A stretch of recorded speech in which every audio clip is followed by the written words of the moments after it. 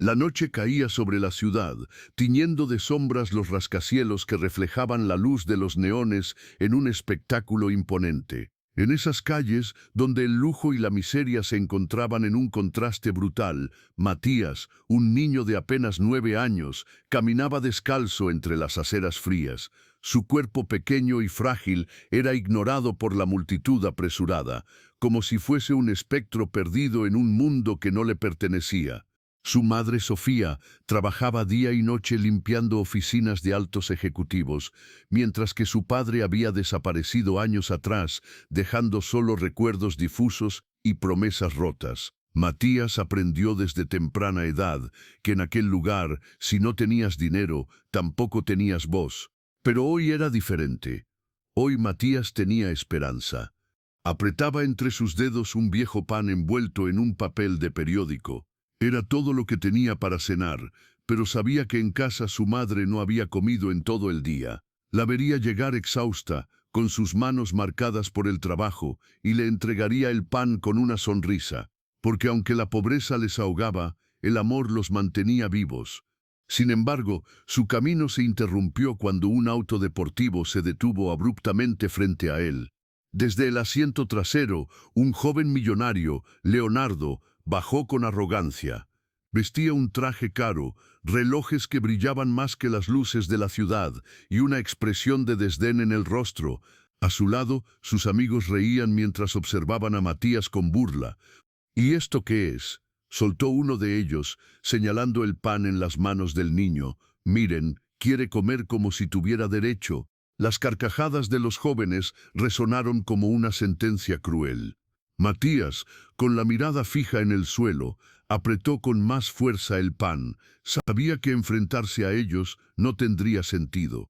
Leonardo se acercó y con un gesto cruel le arrebató el pan y lo tiró al suelo, aplastándolo bajo su pie pulcramente engominado. «Recuerda esto, niño», susurró con desprecio. «Este mundo no fue hecho para los pobres». Matías sintió cómo el dolor se convertía en rabia, cómo su pequeño corazón latía con impotencia en su pecho, pero no lloró, no les daría el placer de verlo quebrarse. Desde un rincón, un anciano observaba la escena en silencio, su mirada cargada de pesar. Aquel niño tenía fuego en los ojos y estaba destinado a algo más grande.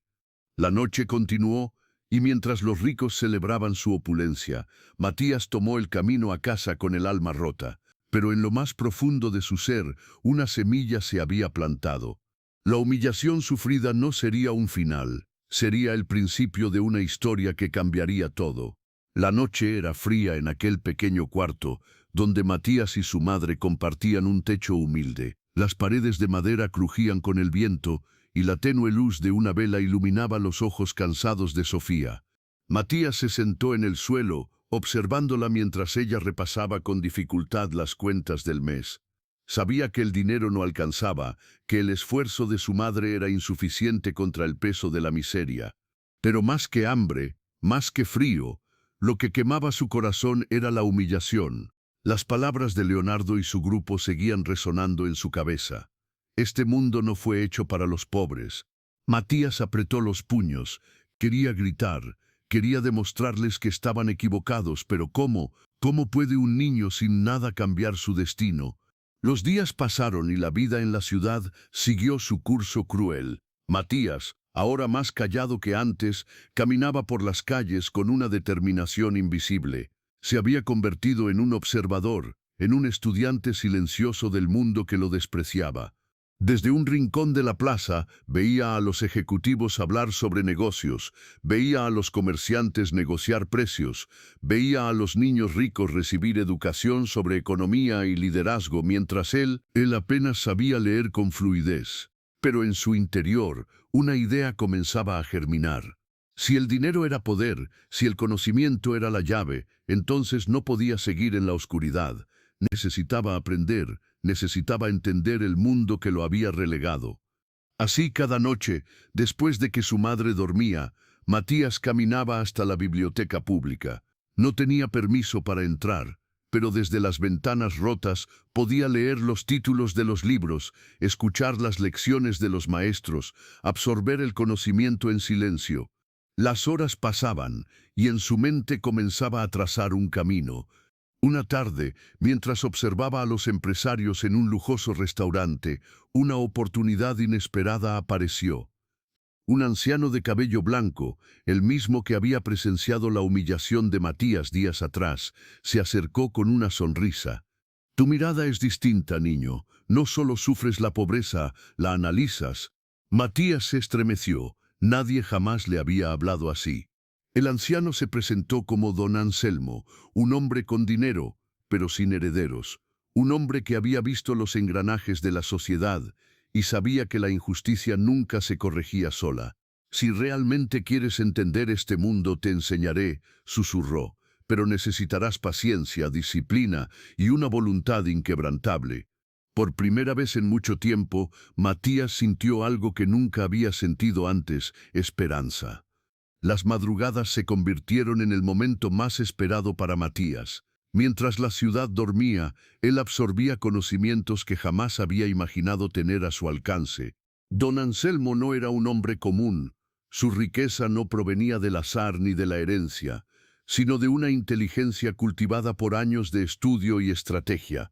Y ahora veía en Matías un espíritu indomable, una mente ansiosa por aprender. El dinero no lo es todo, le decía el anciano mientras desplegaba sobre la mesa papeles y libros. Pero en este mundo es el lenguaje que pocos logran dominar. Matías escuchaba con atención, entendiendo que el poder no radicaba solo en el dinero, sino en el conocimiento. Aprendió sobre inversiones, mercados, liderazgo. Descubrió que la pobreza no estaba solo en los bolsillos, sino en la forma de pensar. Los días se convirtieron en años.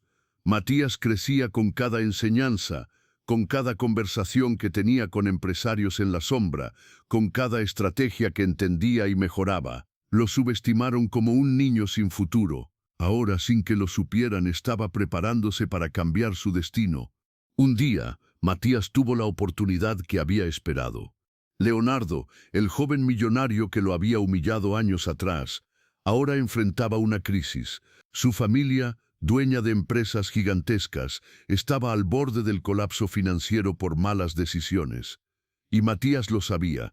Se presentó en la misma oficina donde tiempo atrás había visto a su madre limpiar los pisos.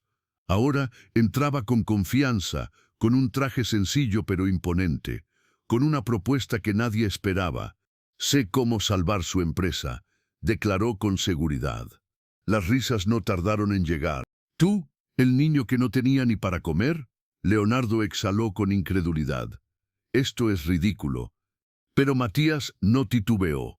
Los años de preparación habían llegado a este momento. Explicó su estrategia con precisión, expuso lo que nadie más había visto. Lo ignoraron hasta que no pudieron hacerlo más. La empresa fue salvada, pero Matías ya no era un simple ayudante. Ahora tenía voz, ahora tenía poder, ahora tenía poder. La noticia corrió por las esferas empresariales como un incendio imparable. El joven que nadie vio venir, el niño que una vez fue humillado en las calles, ahora se había convertido en un estratega capaz de salvar a una empresa del colapso.